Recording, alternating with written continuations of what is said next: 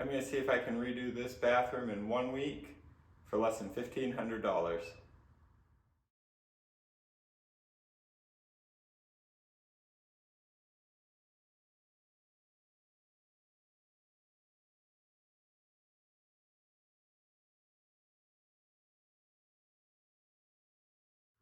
Let me show you around this bathroom. We've got a green Formica countertop.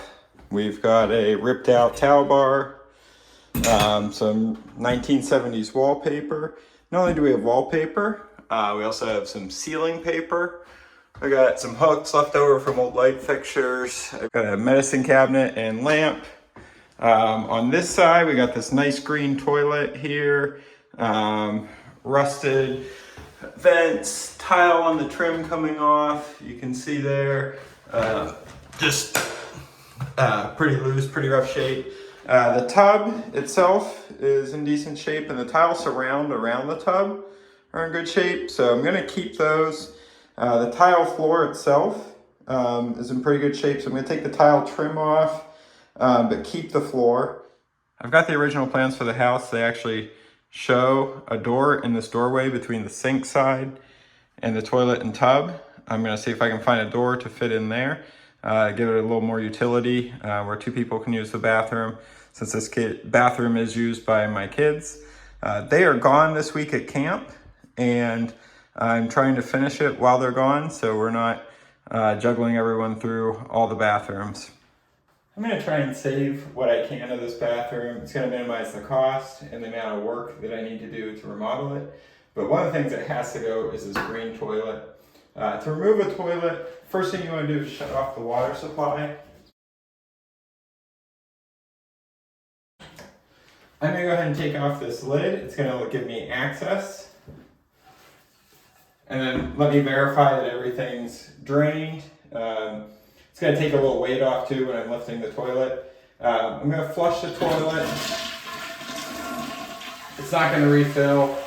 And then I'm just going to hold this open to try and keep everything draining out. Minimize the amount of water that's left in the top. I'll then open up this valve here, catch the extra water in a bucket. If you're left with a lot of water inside the toilet, what you can do is take that bucket of water, pour it in quickly. It will flush everything through, but it won't refill, and that'll minimize the water left in the toilet. Over here, I've got a cardboard box in the bottom of a plastic bag. When I'm done taking the toilet off, there's 2 screws in the back on each side. I'm just going to lift that in, put it in here, and carry that straight out of the house. The box is just there to make sure the bag doesn't rip, get a little support. And get this out of here. When you do remove a toilet, you want to make sure to shove a rag down the drain hole so you don't get sewer gas coming back out.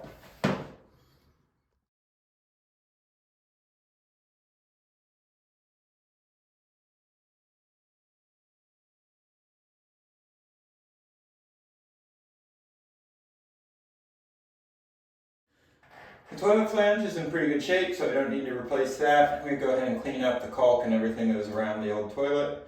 And then I'm going to cover the whole floor to protect it, so I don't damage it while I'm doing any of this other work.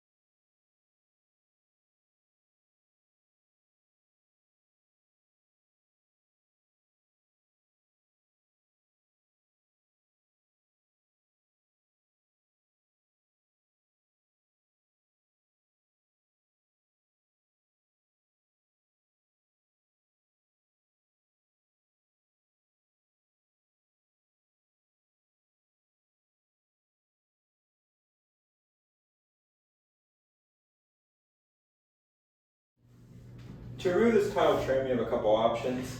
You can use a hammer and a chisel like this to go in behind and pop them off. I've got something that's a little faster. This is a rotary hammer. I'll put a link in the description of the video to this tool. This one runs on battery, you can give it a plug in. They're great for drilling into concrete. They have a drill function, a hammer drill function, and then a chiseling function. That's what I'm going to use for this. You can buy these different attachments. They're an SDS, I think this is SDS Plus. You just pull back on a collar, they come out. They've got flutes on the ends that made up.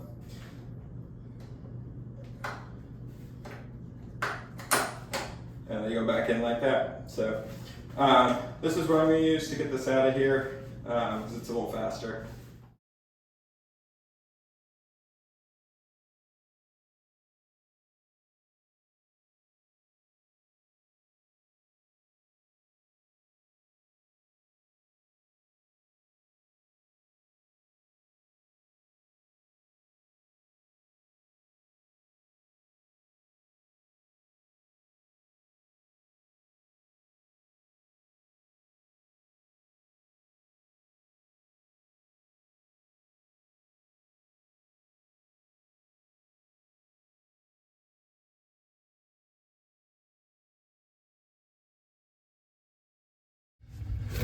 There are a couple drywall screws and brackets like these in the corners holding down the countertop. I'm just going to remove them.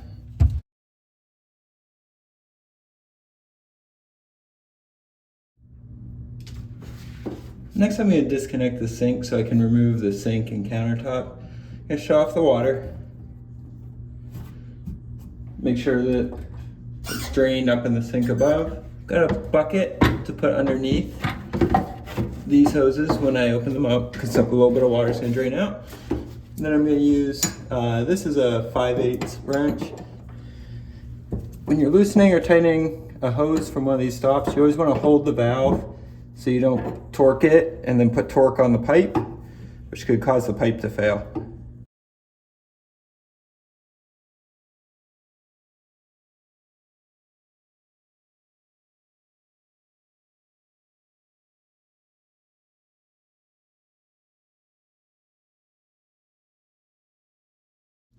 Next, I'm going to disconnect the drain here.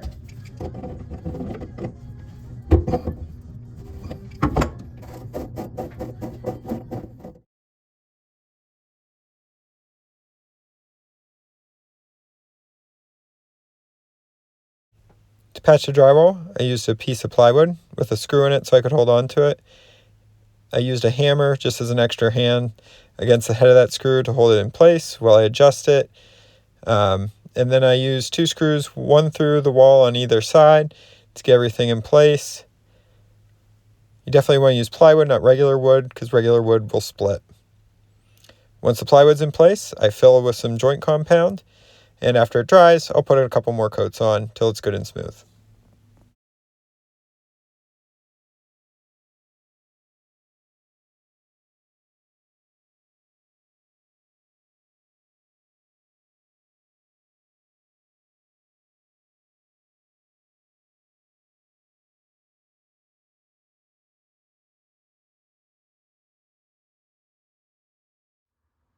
Wallpaper's all peeled, I've got my holes filled. I'm going to go ahead and sand them lightly with the sanding sponge, wash all the walls with TSP and water mixture, and then start priming and painting. I'm going to prime because this is bare plaster and it's going to soak up a lot of paint. I'll probably need to do a little more touch up with some more spackle. Once I've got a coat of paint on here, everything's even. We'll see what pops out and do some more touch up if needed.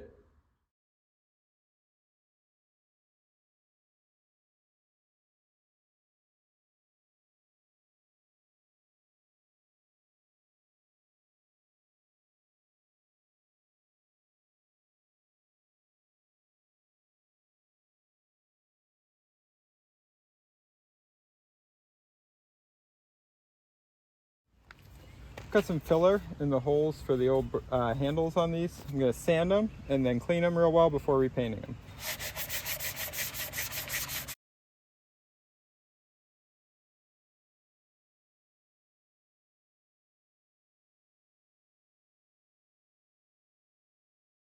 got this piece of granite for free. I'm gonna go ahead and get it laid out for the new sink.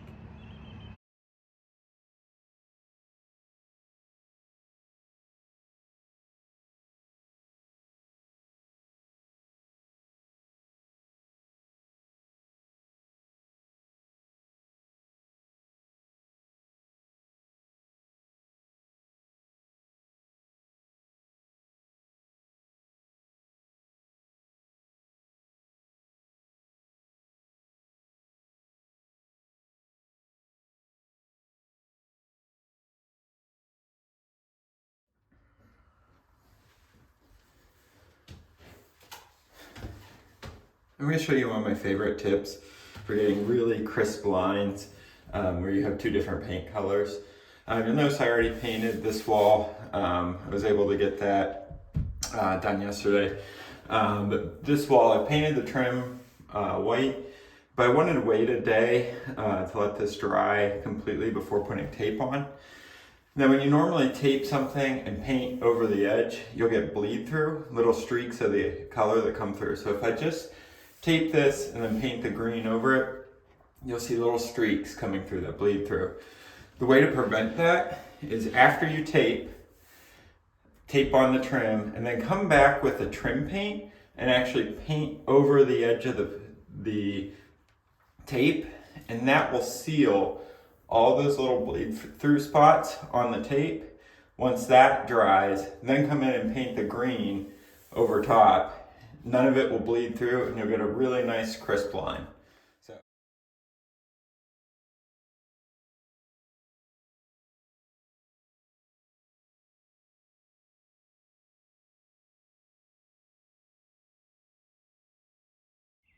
It's time to cut the granite for the countertop. I've got the sink cut out, laid out here with 3 inches on each side. Tried to space as evenly as I could so that I don't have the granite break. I am going to have to rip a piece off the back end to get the right depth of the granite. But first I'm going to start by cutting the granite to length. I've got it all laid out here and I've clamped an edge guide on. This is just a piece of bar stock. I'm going to use a tile wet saw. It has a diamond blade. It can cut through granite, tile, things like that. And then I have the whole slab supported on sawhorses that are running this way and 2x4s running this way with one sawhorse out on this end. That way when I cut this slab off, this piece won't drop, so everything will stay supported while I'm cutting.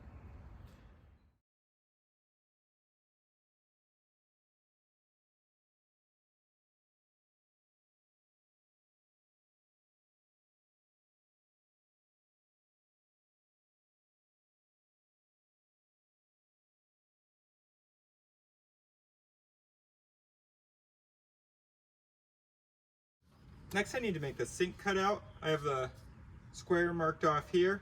I'm going to use some water here to keep my drill bit wet, and I'm using a diamond drill bit.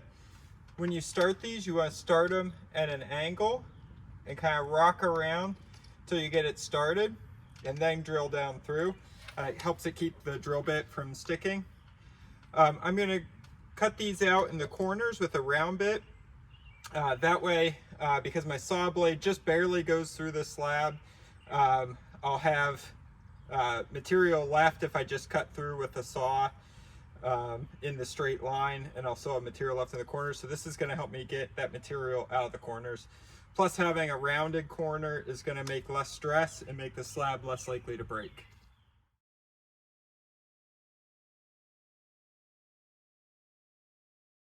I've got the 4 holes drilled out for the corners. I've set up my edge guide for this edge here to help me cut a straight line. I'm going to go ahead and cut this line, this line, this line, and this line. I've got both the inside slab and the countertop supported by the 2x4 so nothing falls when I finish cutting.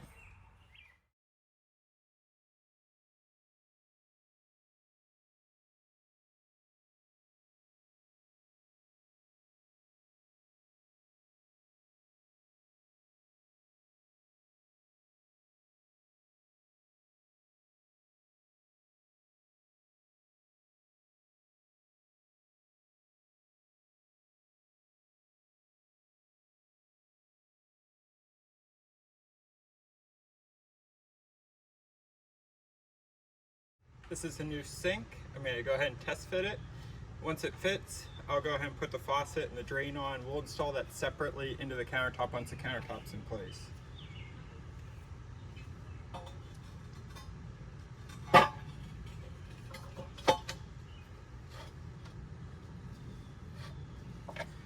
Everything fits like it should.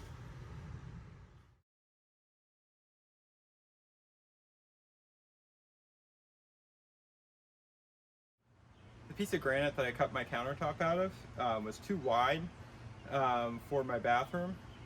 But the piece I cut off the back, I'm going to turn into the backsplash. It's already cut to length. One face is already polished, but the top edge needs to be polished still.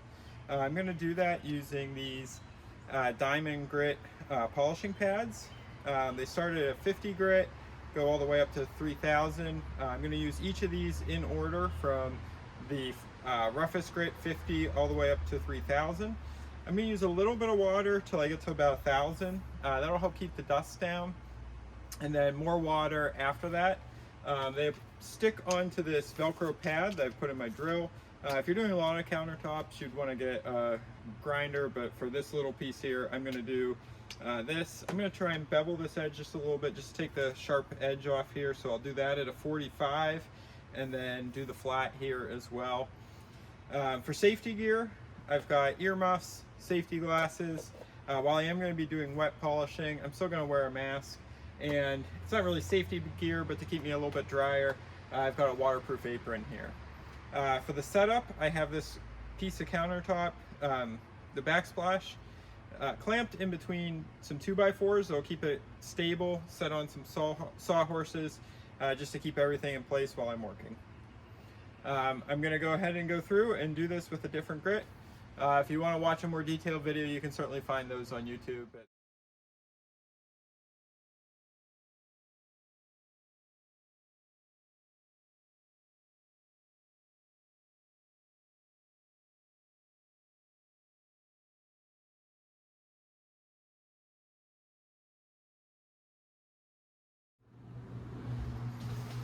Before installing and caulking the backsplash in place, I'm going to go ahead and clean the countertop just with some cleaning spray and then seal it with a granite sealer. I'm going to do the same thing to the backsplash so they're sealed. Then I'll install the backsplash, caulk along the top edge and the bottom edge here, and caulk alongside the countertop here as well. Then I'll reinstall the medicine cabinet and the mirrors and things like that.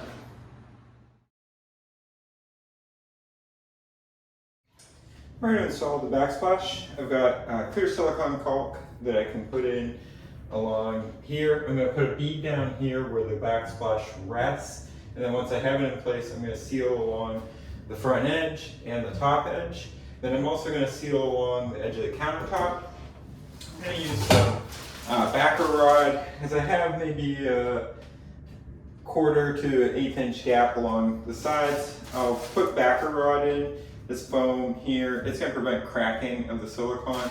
I'll put that in where the gap's big enough before I put the caulk on.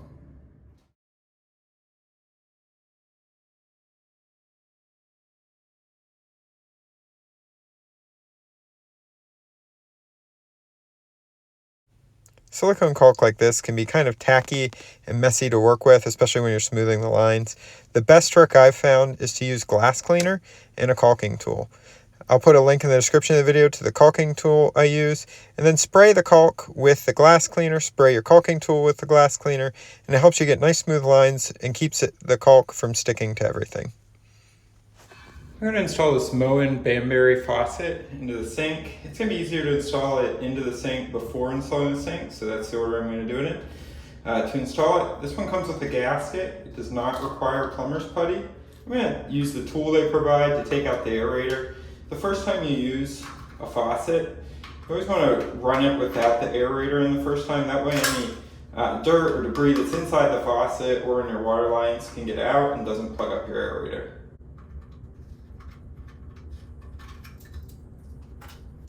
Alright, I've got the gasket in place,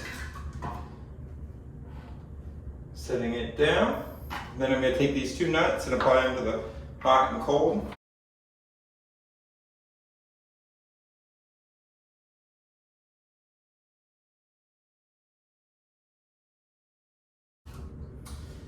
All right, this is the drain. It's a pop-up drain, so there's no stem to pull up. And then again, it has gaskets instead of plumber's putty, so I'm going to install this part from above and this piece that's again gasketed from down below.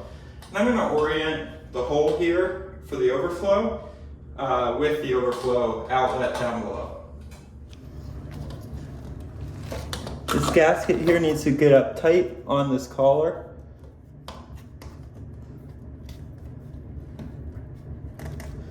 And then bring the nut up.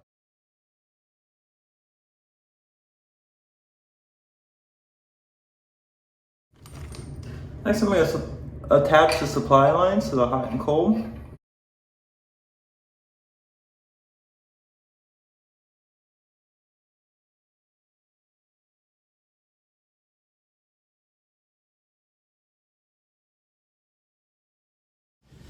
Last step is to pop it in this drain plug.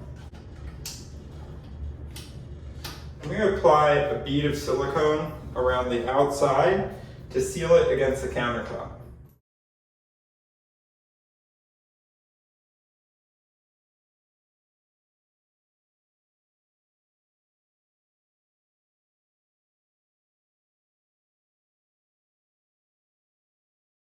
Next I'm going to apply a bead of silicone right around the edge of my sink cutout.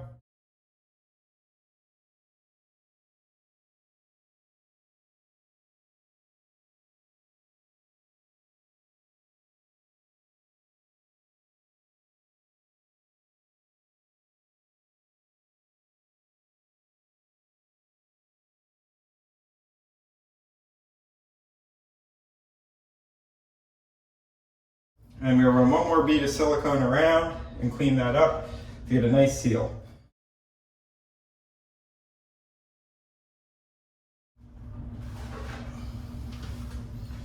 Use that Windex trick again to smooth everything in. Also apply a little to the tool.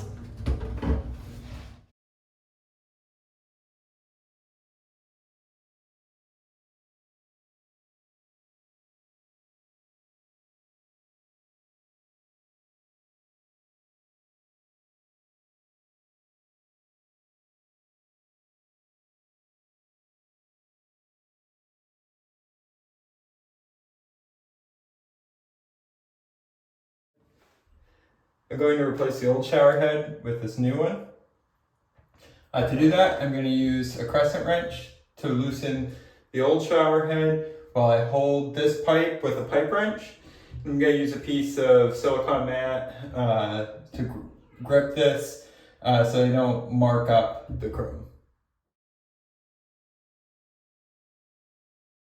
I removed all the old Teflon tape. I'm going to put a couple new layers on.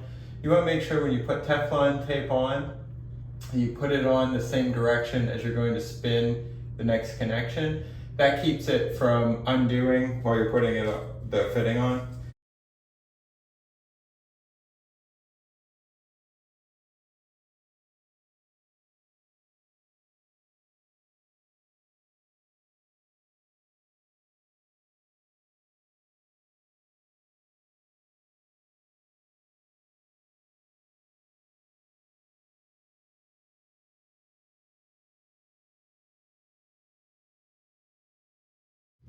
This doorway is a little too low because of the drywall here to fit the door in. So I'm going to use my Sawzall to cut vertically, about an inch on each side, 3/4 of an inch on each side. Because there's some metal edge bead in here, and I want to kind of cut it off cleanly here, take out the drywall here, cut cleanly here, and then I can fit the door in this opening. I'm going to use my shop vac to try and keep it clean as I go. I've also got a trash bag here to collect dust.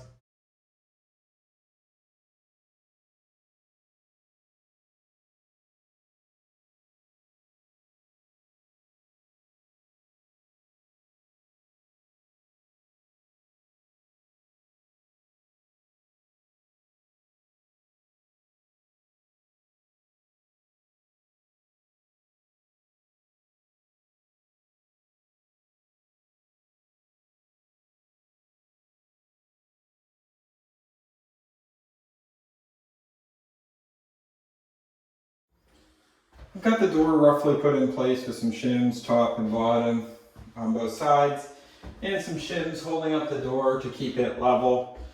I'm using a 4-foot level to check level on everything. The door frame this way and this way, and I think I've got this one about where I want it.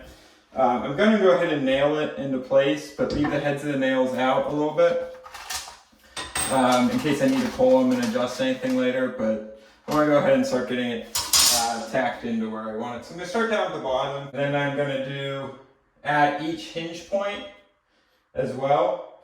And then once I have those tacked, I'll come swing the door shut and then start adjusting this side.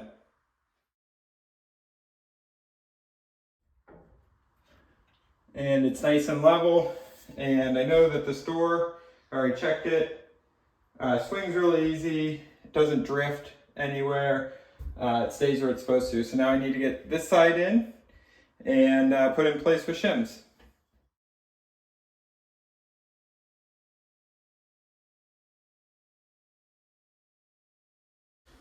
I've got the door all installed, it opens and closes nicely. I'm going to go ahead and take out the door itself, so I'm going to remove the hinges, and then I'm going to sink some construction screws into the wall behind. These nails are good, but they're not really going to hold things, so I am going to put some screws through into the stud even deeper. I'll do it behind the hinges, and then I'll do one also here in the door frame here. That'll keep everything nice and firm and stable over time. Having the door off will also make painting all this a lot easier.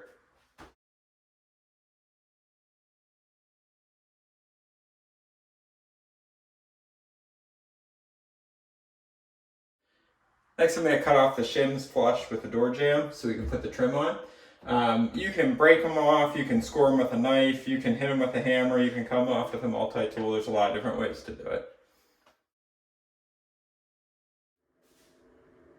I'm starting to trim in the bathroom. I want to get this area trimmed in before I install the toilet, because it's going to be a lot easier to do the trim first. You can see I've got the first piece of trim laid in here. It's not nailed yet, but I notched to go around the tile here. I'll seal around everything with caulk, and I also put a cut in for this vent. In this corner joint back here, I don't have it cut at a 45. That may seem like what you want to do, but that's not actually what you want to do. If you cut both at a 45, these walls are never really 90 degrees. You end up with gaps either at the front or the back of the joint. What you want to do is called coping. So I'll run one board all the way to the end, and then I'll cut the next board at a 45, just like you would if you were putting them in there at 45s matching. But then I will cut away some of the board behind it. It's called coping. I'll show you how you do that, and that'll give me a much better joint, especially if the boards expand or contract a little bit over time. I've put in spacers underneath these boards just to keep them at the level. The tile didn't go quite all the way to the edge. Keep them level, and then I'm going to run a 1/4 round bead in front of the trim for a couple reasons. One, just to make sure that gap's fully covered, and two, this is MDF. I went with a tall trim to cover the damaged wall where I had to take out the tile trim. So this tall trim only was available in MDF, which is a particle board. If that gets wet, like extended exposure to water, it can start to deteriorate. So the painted surfaces will be fine, but I'm going to put in a plastic and 1/4 round here. So if there's ever standing water on the floor, that's going to have it, and it'll be sealed to the tile with caulk. That way, this MDF board won't ever be exposed to standing water. So I've got one of the trim boards set up here. I've got it faced so that my 45 that I'm cutting this way will give me the correct angle on the board to meet that corner I just showed you. So I'm going to go ahead and cut it with this, and then I'll cope it with a handsaw.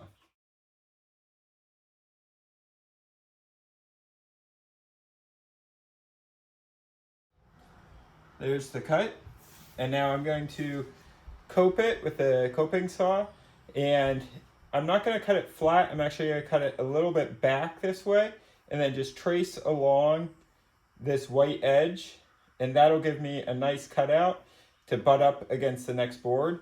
And having that little gap behind will make sure that this cut edge comes up flush against the other trim piece.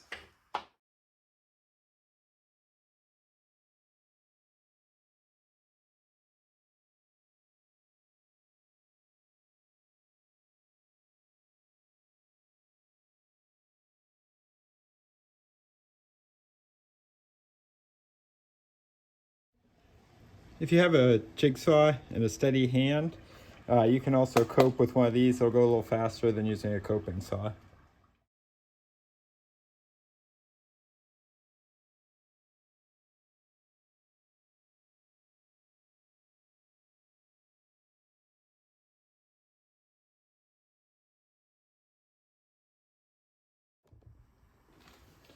I'm going to put a hole in to go around that toilet valve.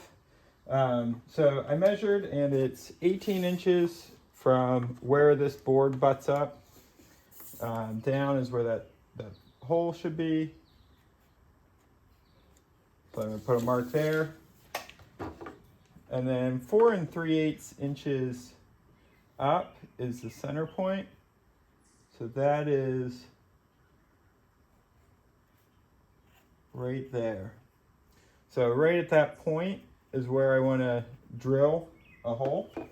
Now it's a 1/2 inch water line, which is actually a little bigger than 1/2 inch. I'm going to use a 1 inch spade bit, so if my position is not exactly right, it'll still cover. And I'm going to cut through. I'm not going to go a lot bigger because I still want that vanity ring to fit around it. Making sure there's nothing underneath here for my table saw. I'm just going to drill in.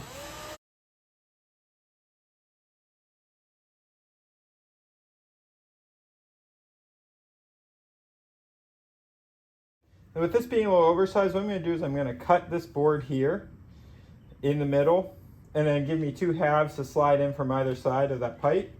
And then that seam will be behind the toilet. I'll cover it with caulk, and even if it's a little noticeable, it'll be hidden behind the toilet, so it won't really matter.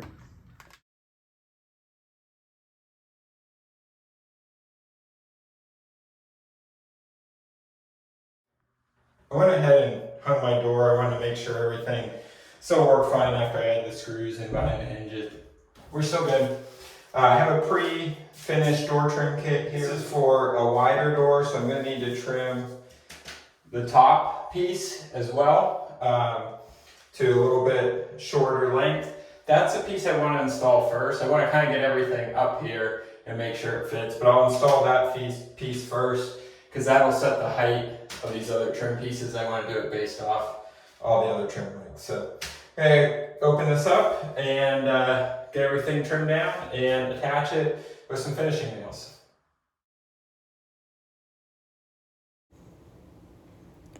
I test fit everything in place and cut what needed to be cut to length before installing.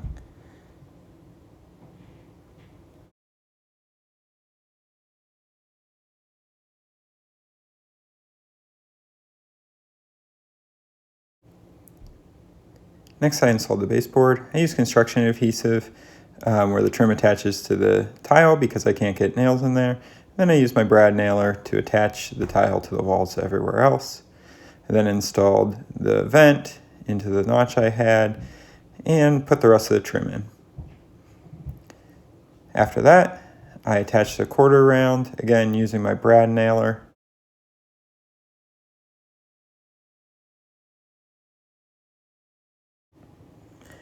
Next, I prep for painting by caulking between the quarter round and the trim and smoothing that caulk in and then taping.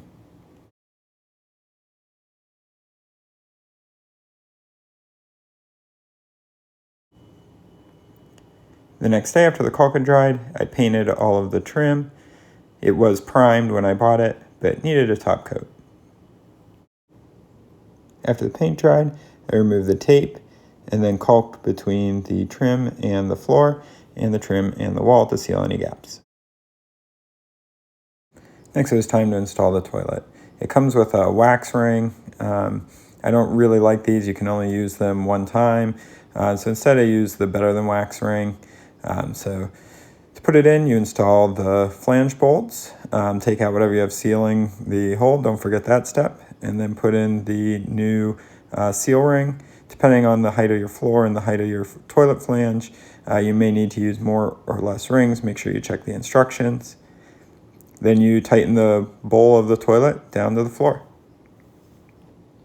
Anytime you're tightening anything on the toilet to the porcelain, you want to make sure you don't over tighten it. Tighten it enough that it stops rocking, but nothing more. To attach the tank, put the seal on the bottom, and then put it on top. And then the bolts go down through the inside of the tank with a rubber washer on the inside to seal the water from leaking. And then you attach nuts to the underside.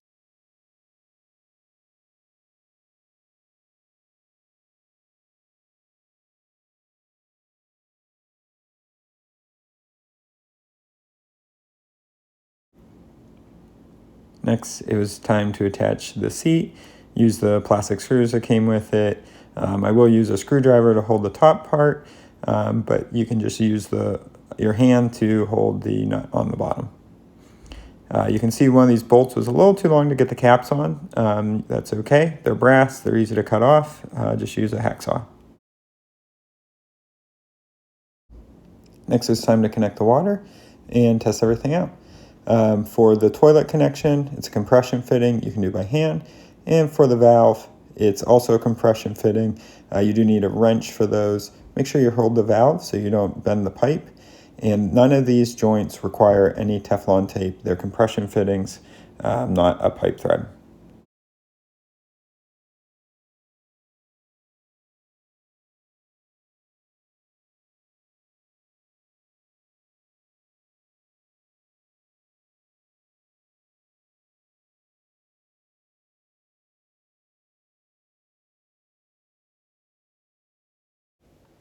Then it was time for some finishing touches, like installing the door hardware and the doorknob, and mounting new knobs on the cabinet doors and installing them. The bathroom's all done. Let's check it out.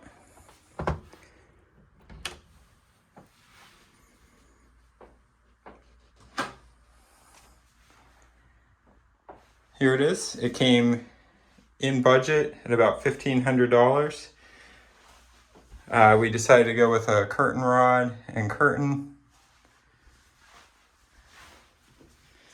Got the new toilet installed, new trim all around, all new colors, got a new shower head, the new countertop on the vanity. Everything's painted and cleaned up.